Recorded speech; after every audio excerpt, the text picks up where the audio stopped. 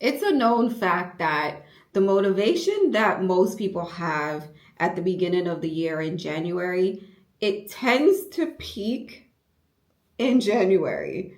And by the time February rolls around, we start to see that decline in excitement and enthusiasm for those goals that we just set for ourselves a month ago. Hey, y'all. Welcome to the From Surviving to Thriving podcast. You know, the place where we take the veil off and pull the curtains back on our everyday lives. I'm your host, Jackie. In today's episode, we will be discussing strategies to thrive all year long and stay motivated past January. We'll discuss why motivation fades, how to break down your goals into manageable steps, and some tools you can use to stay on track. So to kick this off, let's take a look at why motivation fades after January. For most people, the new year is the most exciting part of making changes in our lives. I don't know if it's just the symbolic turning over from one year to the next, or it's just the feeling that starting a new year gives of starting over. You know, it's a new year. I get a fresh, clean slate to start with. I don't know if that's the feeling that makes people, or it just pushes people to go out there and create. It just gives people that sense of being able to just get a fresh, clean start. However, after that big push in January, then we typically see that steep decline that most people take, where they're no longer sticking to those exciting ideas and goals that they just set for themselves for the new year. It's a known fact that the motivation that most people have at the beginning of the year in January, it tends to peak in January. And by the time February rolls around, we start to see that decline in excitement and enthusiasm for those goals that we just set for ourselves a month ago. I believe I read a fact somewhere that said that most New Year's resolutions, about 80% of them to be exact, fail by February. So why, you may ask? Well, let's take a look at some of the contributing factors as to why those New Year resolutions typically fail by February. So the first thing that makes the most sense when it comes to the reason why, one of the main reasons is the initial feeling of being overwhelmed. So most people set out to accomplish these overly ambitious goals without any plan in place on how to execute those goals. An example of these types of goals would be, well, I want to lose weight by X date or by the end of the year. So for some people, that's not that ambitious of a goal. But for someone who doesn't necessarily work out or may have never been into fitness, setting a goal about I'm going to lose weight, I'm going to lose a certain amount of weight, which is dramatic for someone like that, that might be a bit overly ambitious. And without a clear plan on how to execute that goal, will become overwhelming within that first month. Most people burn themselves out in the first few weeks of the new year. So by the time February rolls around and they're not where they want to be, or they're not seeing the immediate results of the work that they've put in for the last 3 weeks, those goals get abandoned real quickly. We forget that Rome wasn't built in a day. We put in work for 3 weeks or 4 weeks, and we expect to see immediate results. And because we don't, and we've put in what we believe is a lot of work, because it's not what we're used to doing, we get burnt out and we quit. Some other overly ambitious goals would look like I want to master 5 languages this year, or I want to travel to every country by the end of this year, which is not saying that any of these goals are not attainable. So let's be clear on that.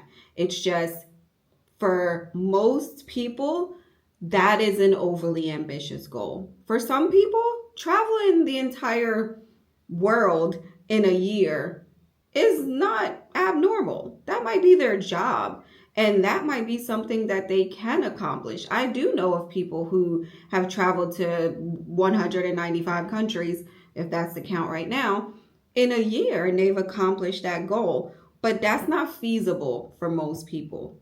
That would be overly ambitious. So that's one of the main reasons why by February, the gym is back to normal. People are back into their normal routine because they've exerted all the energy in that first month, and now they've abandoned their plans for the rest of the year. Another factor that influenced that failure number is the external motivation versus the internal drive that we actually have. So resolutions often comes from societal pressures that we feel as people, or just short-term inspirations that we've gathered from our surroundings or social media. And it's not really rooted in anything deeper than that.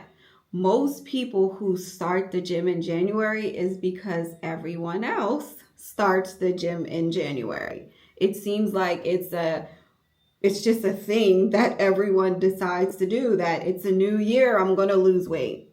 Just as an example, that's just something that we've been programmed as society to want to do at the beginning of every year. Set those overly ambitious, healthy goals that we don't stick to. Another example of this is financial success or financial goals that we set for ourselves for the beginning of the year. Most people are like, oh, I'm going to save all this money and I'm going to do all these things financially.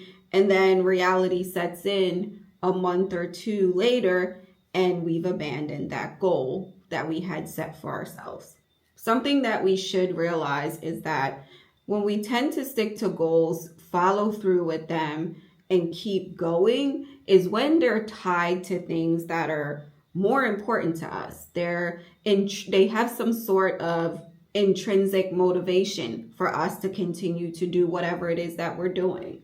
They're typically tied to our identity or our values and our beliefs, or it's a part of some long-term goal that we have for ourselves. When our New Year's resolutions are tied to any of those factors or any of those things, we tend to work a lot harder towards staying with it and keeping up with it. Another one of the factors why those goals that we start out the New Year's with fail is because we don't have any systems in place that is going to hold us accountable. We don't have any benchmarks that we're working towards, or it's not really a clear habit that we're trying to build. We've just come up with an idea and put it out there as a goal that we wanted to accomplish. So by the time February comes around, it's fizzled out and we've moved on, and most likely have gone back to what we're used to doing. One way of looking at that is when we set goals for losing weight, instead of us saying, I want to lose weight this year, a way to put a system in place that is clear, it's actionable, it's something we can actually work towards is, all right, I'll start walking 15 to 30 minutes every day, or 3 times a week, or I'm going to go to the gym and meet with my trainer for an hour 3 days a week. Those are goals that they're actionable, they're clear, there's some sort of accountability that can go with that, because I can say to myself, if I don't go to the gym 3 times a week, I'm not living up to my goal. But when I say I just want to lose weight, there's nothing actionable about that. The goal of this episode is to help us stay motivated all year long. That is definitely not an easy task, especially when there's so much uncertainty around us. There's always going to be a family or a work issue that may pop up. And the worst things of all are things that are absolutely out of our control, but they affect our lives. And we still have to work around those things. When we're affected or distracted by anything that may come up, there's things that we have to do in order to stay on track. And one of those things that we can do is to reconnect with our why. Reflect on why you decided to choose whatever you chose as your goal for the year. So instead of just saying or focusing on, hey, I want to save money this year, focus on, I want financial freedom for myself.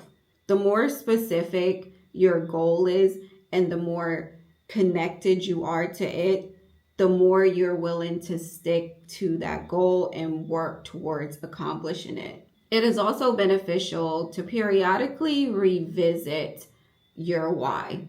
Just to keep that at the forefront of your mind, you can do that by revisiting your vision board or your journal or wherever you've written this information down. That way you're constantly thinking about that goal, you're reconnecting yourself to it. That way you don't lose sight of what it is that you're working towards. Another thing that you can do is to break those goals down into steps that are a lot more manageable.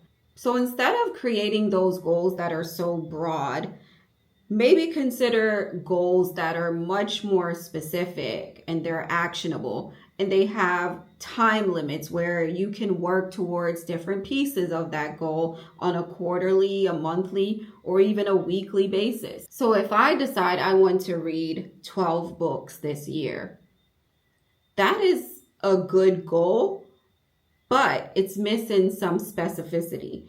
It does not tell me exactly when I need to read those 12 books, even though it tells me I need to read 12 of them. But do I wait until December to read all 12 of those books, or do I read a book a month? That way, by the time December comes, I will only have one book left to read. So saying I will read one book each month starting in January is a much more attainable goal than just saying I'm going to read 12 books this year, because that gives me deadlines that I need to meet. So in January, I need to read one book. And then for the rest of the 11 months, I need to also read a book each month. That way, at the end of the year, I can meet my goal of reading 12 books this year. By saying that I want to read one book in January, at the end of January, when I've read that first book, I can celebrate the fact that I am one step closer to obtaining my goal.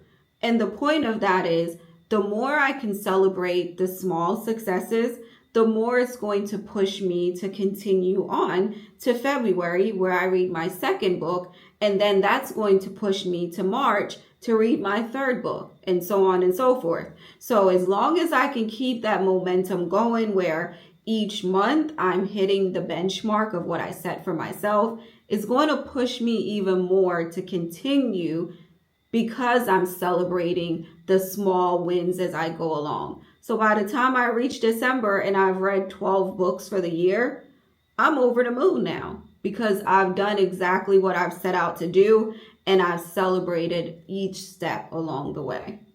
Another strategy that we can use in order to make sure that we are still on our road to completing our goals and sticking to our plans is to build consistent habits when it comes to our resolutions. Instead of just saying, I want to work out this year, we can start to focus on what habits I can put in place to make sure that I'm meeting whatever fitness goals I need to meet. So I can focus on habits like working out for 15 minutes every day, or taking a 15-minute walk every day, or a 30-minute walk every day, and then building it up to maybe a 30-minute walk the next month, and so on and so forth. But at least starting to build a habit of taking that step of going to walk each day, that aligns with my goal of losing weight over time. So the more consistent I am with that habit, the closer I get towards reaching my goal. One way to make this a lot simpler is to add whatever habit you need to into your normal routine. So if you work at a desk and your desk is one of those desks that go up and down, you can do your standing exercises while you're working. You already have to be at the desk. Do some squats while you're at it. You're killing two birds with one stone. You're working out while you're working. Another thing to keep in mind is the fact that you have to embrace flexibility. Like I mentioned earlier, we live in a very uncertain world and an uncertain time. The only thing that we can expect right now is that things are going to be changing constantly. So our lives are going to constantly change. So that means that some of the goals and the way we go about attaining those goals are going to have to change as well. Think about when the pandemic happened and we all of a sudden went from being able to go outside freely to being locked inside and not being able to go outside much. We had to adapt to a new way of living. So you might not be able to go and accomplish the goals that you had in mind back then because you weren't allowed to leave due to the circumstances. So an example of this would be you had a goal set that you were going to be hitting the gym 4 to 5 times a week. Well, if the gyms are closed or you're not able to get to the gym, that doesn't mean you're supposed to just abandon your goal of getting into shape and having a better, more healthier lifestyle. That just means you have to now adjust and be a little bit more flexible, where now you're going to have to work out at home. Or maybe you're just going to have to work out in your neighborhood because you can't get to a gym anymore. So you're still able to accomplish the goal that you had set for yourself. It's just the way that you're now going to approach your goal is a lot different than you had intended. One of the biggest things that we do have to keep in mind too is that we have to be kind to ourselves. We are not perfect. We are humans. There's a lot of things that happen around us that we cannot control. And that means that we have to make changes that we might not even want to. And when that happens, it doesn't mean that we have to just give up on our goals and just stop doing what we wanted to do and not work to accomplish things. We just have to, whether it's pausing or adjusting or even changing our goals a bit, I think we can do that without just giving up altogether. If it appears that your progress is slow or you had some setbacks that you weren't anticipating, or you have to make changes that you really don't want to make, just know that that's okay. Being flexible will allow you to just pause when you need to pause and then restart when you need to and pick up where you left off. Another way to stay motivated is to make sure that you stay accountable to your goal. It's a lot easier to be accountable when you've shared your goals with other people, because they're going to hold you accountable, because they're going to remind you that you said you were going to do X. So sharing your goals with a friend or a coach will help you stay accountable to whatever it is that you've set in place to accomplish. Another thing you can do is download some apps. There's a lot of good apps out there that will help you track your progress and help you stay on top of whatever it is that you set out to do. It also doesn't hurt to take some time to review and check in on your progress and the goals that you've set out to accomplish. If you have someone that is well aware of the goals that you're trying to accomplish and where you're trying to go, sit down with them and check in maybe every month or every couple months, or whatever time works best for you, just to review where you are in your progress. And the final strategy to stay motivated is to cultivate a growth mindset. Whenever there are setbacks, and most of the time they're going to happen, especially in a year, setbacks are bound to happen. Take those setbacks as learning opportunities instead of looking at them as failures. You can take that experience and you can work on expanding your knowledge and your skills and improve on whatever it is that created that setback for you in the first place. Figure out what you can do better and how you can learn from what happened during that setback. You always want to try to look at whatever mistakes that you're making along the way as a stepping stone to the next step, to your growth, to your success. Instead of looking at it as, I messed up, I suck at this, I need to stop. Look at it as, you know what? I made a mistake. Let me figure out, what did I do wrong? How can I improve on this for the next step?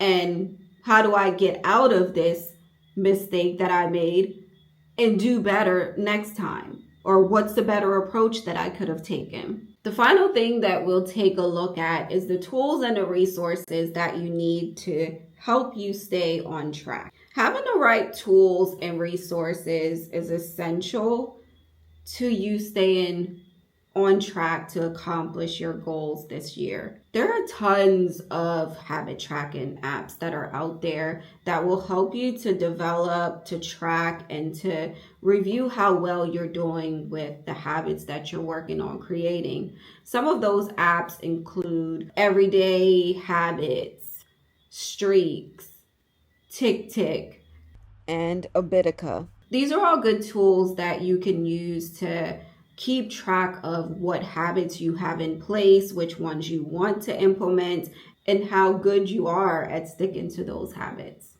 One of the most important, and I think this is probably the most important thing to do when you want to stay on track with a goal, is to make sure that the goal that you are creating for yourself is a SMART goal, meaning it's specific, as in it's as clear as possible. It's measurable, meaning there's a way to track your progress and measure your success as you go and at the end. It's achievable, meaning make sure the goal is realistic and you have the skills to attain the goal. It should be relevant, meaning the goal aligns with your values and long-term objectives. And in this case, it also aligns with the word that you've chosen for yourself this year. And time-bound, meaning you have set a realistic deadline for achieving this goal. Another set of resources that might be valuable to help you stay on track is to utilize books and even podcasts like this one. Reading books about setting and maintaining good habits can be one way to help you stay on track with your goals. A book that I've read, I actually read the teen version and then I also read the adult version once I got older. But Stephen Covey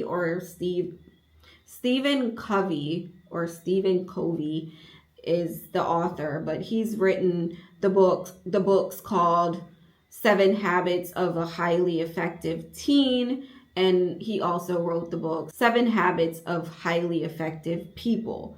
I remember reading the book when I was a teenager, and then I also got the adult version once I got older, and I found those books to be pretty helpful. 2 books that I've seen online that have been highly recommended, I've not read either one of them, but I've seen that they've been recommended a lot, is Atomic Habits by James Clear and The Power of Habits by Charles Duhigg. I could be saying his name wrong. Of course, there are podcasts like mine that also motivate people to make decisions that are beneficial and push people to work on their self-development. So there are podcasts that are out there that could provide that motivation to stay on track with your goals and work towards achieving them. It may also be beneficial to join online groups or local meetups that are related to the type of goal that you have for yourself. There are running clubs that are out there that if that's something that you're interested in, as far as building a community and being around like-minded people who are working towards the same goal as you, that will not only just provide you with that support that you might need to keep going, but it's also just a good place where you don't feel like you're doing it all by yourself. And joining an online group where you can have conversations with people that might motivate you or inspire you is another good way that might help you stay on track. As I recap this episode, I want to remind you of a few key things to keep in mind. Motivation to accomplish your goals over a year will fade. It happens. We're humans. Life happens. Things happen to us. Things happen around us that derail the goals and the plans that we have for ourselves and our future. But when we have the right systems in place and we've built the right habits and we have a strong why that connects us with the goals that we've set for ourselves, that can help us to sustain the momentum that we need to go on all year long. It's important to be flexible, to stay accountable, and to celebrate your small wins along the way, because that will motivate you to continue going all year long. It's also okay to take a step back, reevaluate the goals that you set at the beginning of the year. Make sure they're still the goals that you want to accomplish. And if it's not, be okay with changing some of them or tweaking them a little bit, or just scratching it all together and creating a new goal. There's nothing wrong with changing your plans along the way. Pick one of these strategies that I mentioned from the episode and implement it into your plans this week. It could be breaking down your goals into manageable steps, or it could be building it into a consistent habit. Pick the one that you feel will be most beneficial to help you get to your end goal. If you need an accountability partner, feel free to share what your goal for this year is.